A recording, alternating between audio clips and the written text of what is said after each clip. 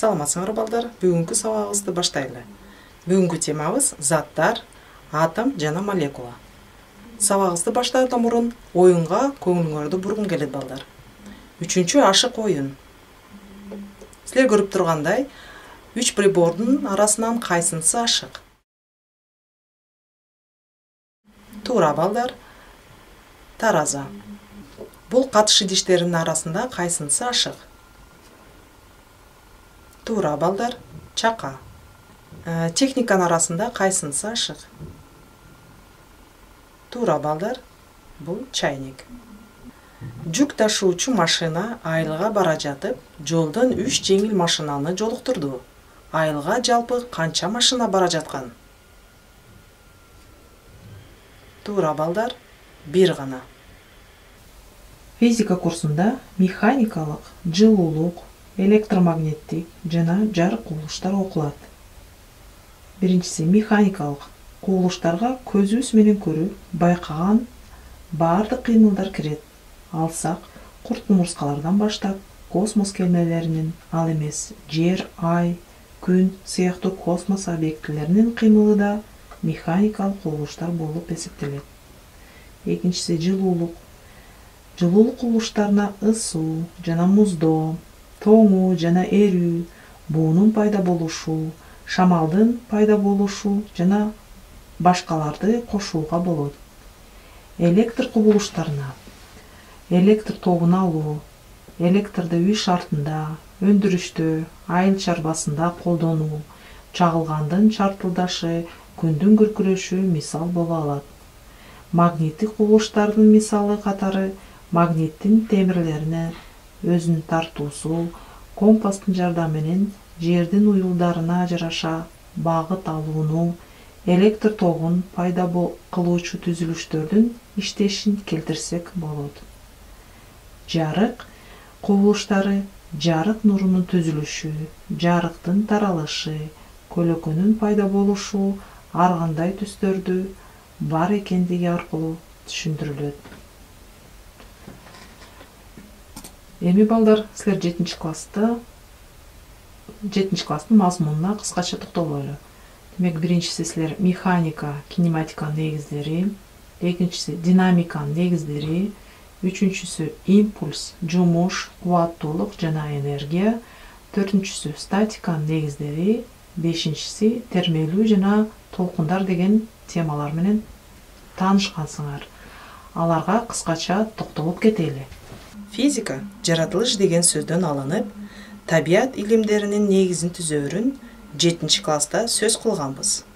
Алардын ичинен биз окуган физиканын механика бөлүмү нерселердин бир орундан экинчи орунга которулушундагы кыймылдарын карап өткөнбүз.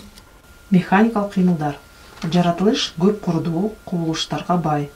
Алардын ичинен биз окуган физиканын бөлүмүндө нерсенин кыймылын, өз ара аракеттерин, тең салмактуулук абалдарын үйрөнөбүз. Механика грек сөзүнөн алынган, кыргызча которгондо курал-жарак, машина дегенди билгизет. Орто мектепте механиканын 3 бөлүмү окулат: кинематика, динамика жана статика. Кинематикадагы грек сөзү бизче кыймыл дегенди билгизет. Кинематика бөлүмүндө кыймылдын келип чыгуу себеби эсепке алынбастан жалпы мүнөздөмөлөрү гана окулат. Динамиканын негиздери. Динамика гректин динамикос деген сөзүнөн алынган, бизче күч дегенди билгизет. Механика курсунун кыймылдын жана анын ылдамдануусунун пайда болуш себебин үйрөтүүчү бөлүмү динамика деп аталат.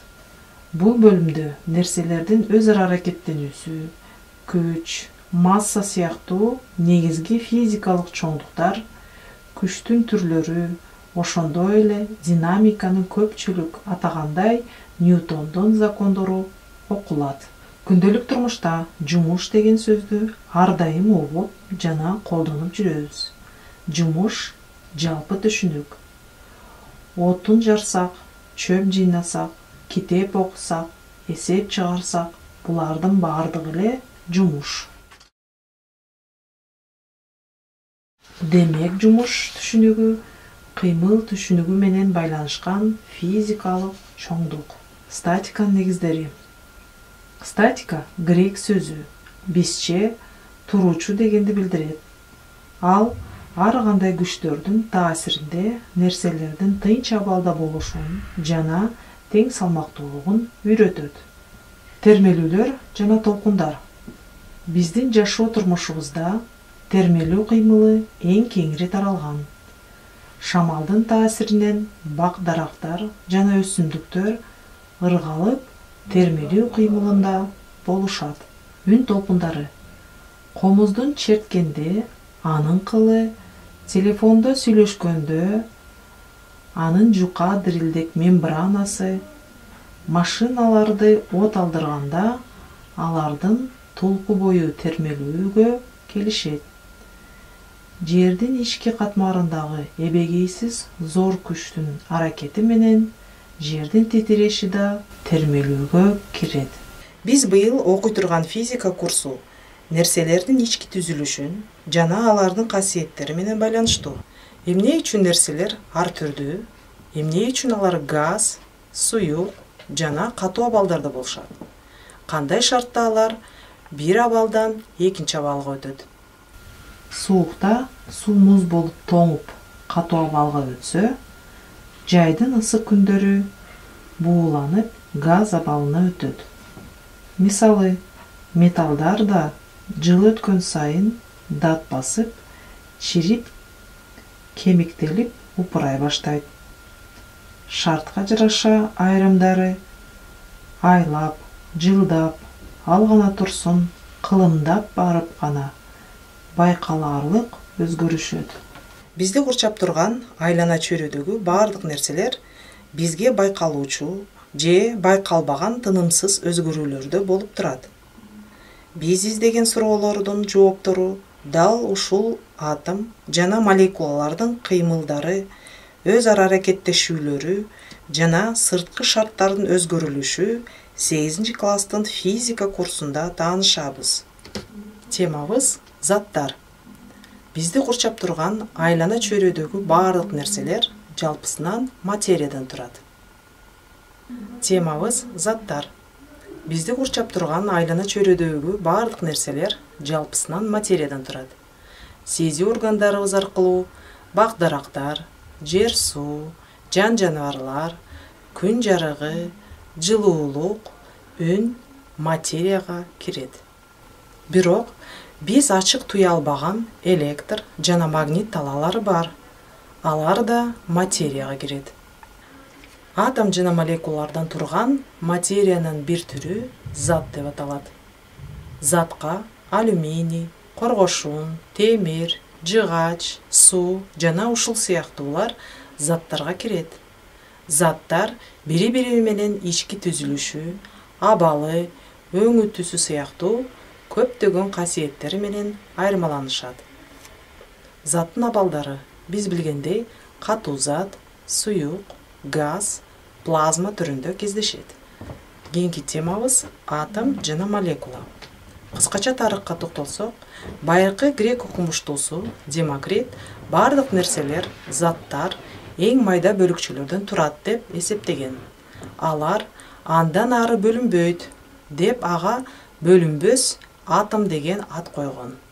Заттардын мындай атомдук түзүлүшү аркылуу ошол кездерде эле кысылганда же созулганда нерселердин көлөмүнүн өзгөрүшүн, нерселердин жыттанышын жана ушул сыяктуулар бир катар суроолорду чечмелөөгө аракет кылышкан. Бирок заттардын атомдук түзүлүшү жөнүндөгү чындыкка айланган окуу көптөгөн кылымдардан кийин гана ишке ашкан. Заттардын атомдук түзүлүшүн жактаган жана ага каршы окумуштуулар да болушкан. Максвелл, Больцман, Клаус, Браун, Перен, Штерн сыяктуу залкалар окумуштуулардын эмгектери менен биротоло ырасталган. Атомдун өлчөмү 10⁻8 даражасына сантиметр, массасы 10⁻26-10⁻27 даражасында килограммдын чегинде болот. Мындай чоңдуктардын турмушта кездештире албасак да аларды элестетүү менен гана чектелебиз. Атом жана молекула.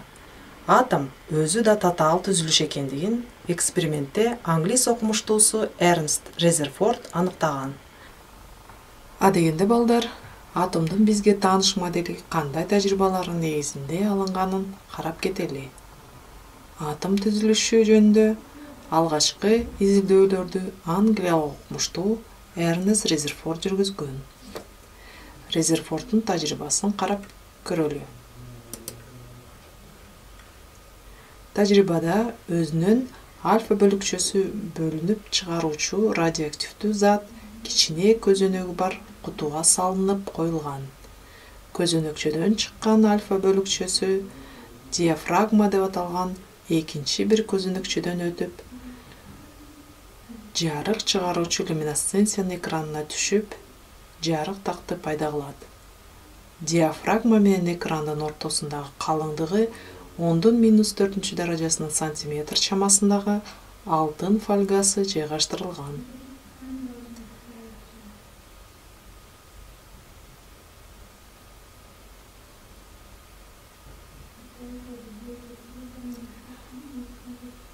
Көпчүлүк альфа бөлүкчөлөр алтын фольгасы аркылуу багытын өзгөртпөй мурдагы тактын өзүнө барып түшөт. Биз билгендей, атомдун түзүлүшү ядросунан жана аны айланып жүргөн электрондон турат. Бул гипотезаны биринчи жолу туура интерпретация берген Эрнст Резерфорд болгон. Ал ядронун ичинде электрон айланасында атомдун ичинде ядро жана айланасында электрон айланып жүрөт. Муну планетарлык системага окшоштурган. Көпчүлүк альфа бөлүкчөлөр алтын фольгасы аркылуу багытын өзгөртпөй мурдагы тактын өзүнө барып түшөт. Бул жаркыроодон айрым бөлүкчөлөр өз багытын кескин өзгөртүп 90 градустан чоң бурчка кыйшайгандыгы да аныкталган. Багытын кескин өзгөрткөн альфа бөлүкчөлөрү болжол менен 2000ден бирөө эле болгон. Альфа бөлүкчөсү оң заряддуу болгондуктан анын багытынын кескин өзгөрүшү массасы ага салыштырмалуу чоң жана заряды оң болгон бөлүкчөлөрдүн кагылышуусунан гана орун алышы мүмкүн эле. Терс заряддуу жана массасы 8000 эсе кичине электрондордун альфа бөлүкчөсү кескин өзгөртүүгө мүмкүн болмок эмес. Демек, Резерфорд төмөнгөдөй тыянак чыгарган. Биринчиси, атом дээрлик бардык массасы жана заряды анын эң кичине аймагына топтолгон. Ал атом ядросу деп аталган. Ядро оң заряддуу жана өлчөмү 10⁻12, 10⁻4 даражасынын сантиметрди түзөт. Мындан электрон ядродон кандайдыр аралыкта айлана боюнча айлануу кыймылын да болот деп элестетүүгө болот. Ушундан улам Резерфорд сунуш кылган модель атомдун планетардык модели же атом ядролук модель деп аталып калган. Элементардык заряд. Биз айтып кеткендей, ядронун ичинде протон, нейтрон, электрон заряддары бар. Бир электрондун зарядын элементардык заряд деп аталат. Сан мааниси жагынан Q барабар 1,6 көбөйтүү 10⁻⁹ даражасында кулонго барабар. Эгер атомдордун протондордун саны электрондордун санына барабар болсо, анда мындай нерселер электр нейтралдуу деп аталат. Молекула деп эки же андан көп атомдор менен коваленттик байланышта болгон электр нейтралдуу система аталат. Заттардын бардык касиеттерин ичине камтыган, анын эң кичине бөлүгү молекула деп аталат. Молекула кичинекей масса деген сөздөн келип чыккан. Менделеевдин мезгилдик системасында 110 атомдун өз ара биригүүлөрүнөн молекулалар пайда болот. Азыркы кезде миллиондогон атомдордон турган молекулалар түзүлүп, андан жасалма, татаал заттар алынууда. Аларга мисал пластмасса, капрон, нейлон, айнек, нават, мом, жана ушул сыяктуу материалдар кирет. Атомдордун ядросу өзүнүн сырткы орбиталарында жайланышкан электрондор менен начар байланышта болот. Сырттан болгон аракеттерден мындай электрондор өзүнүн ядросунан оңой эле ажырап, өз алдынча же башка бир атомго барып кошулуп калышы мүмкүн. Өзүнүн электронунан ажыраган атом терс зарядтын жоготуп, оң зарядты ашыкча болуп калат. Аны оң ион деп айтабыз. Ал эми ашыкча электронду кошуп алган атом терс ион деп аталат. Демек, оң жана терс заряддарды ашыкча болгон атом же молекулалар иондор деп аталат.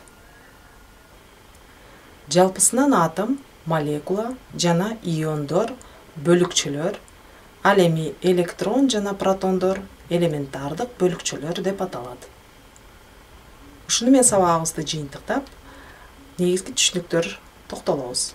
Биринчи, заттын ар түрдүүлүгү менен тааныштык. Экинчи, атом жана молекула менен тааныштык.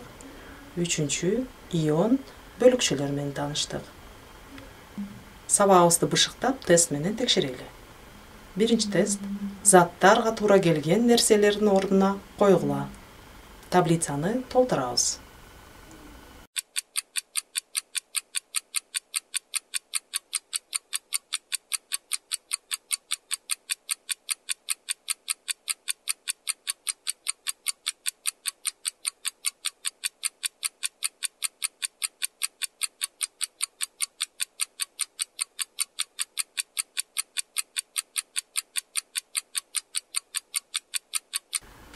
Кийинки суроо: протондун массасы электрондун массасынан 1836 эсе чоң.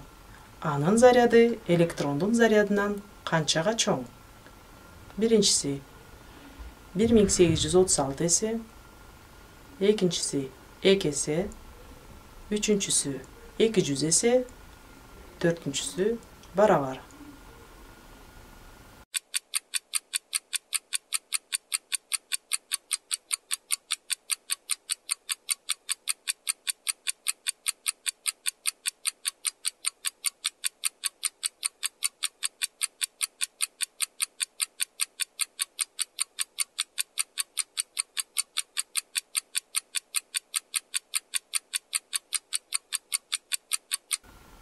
Туура жообу барабар.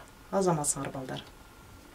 Кийинки суроо: кычкылтектин атомунда канча протон жана электрон бар? Биринчиси P13N13, экинчиси N10P9, үчүнчүсү P15N16, төртүнчүсү P16N16.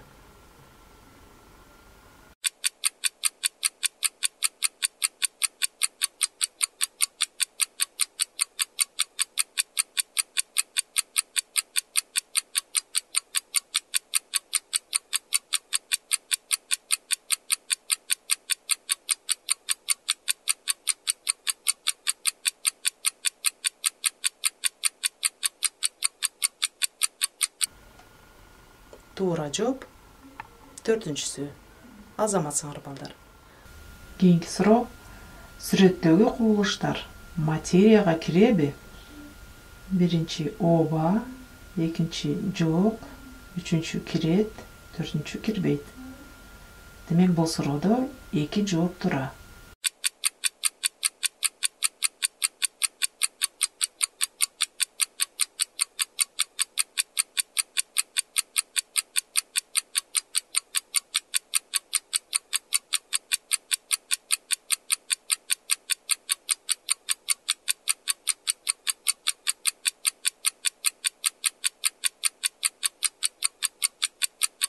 Туура айтасыңар.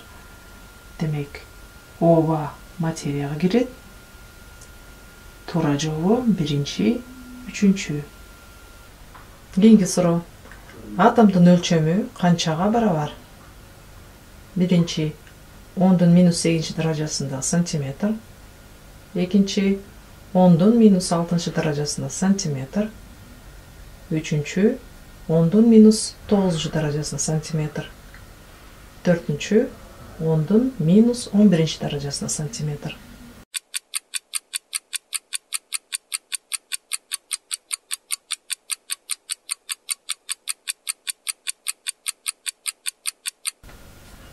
Doğru cevap 10'dun minus 8 darajasına santimetr. Ушун менен сабагыбызды аяктайбыз. Кийинки телеберимибизде көрүшкөнчө сак саламатта болгула.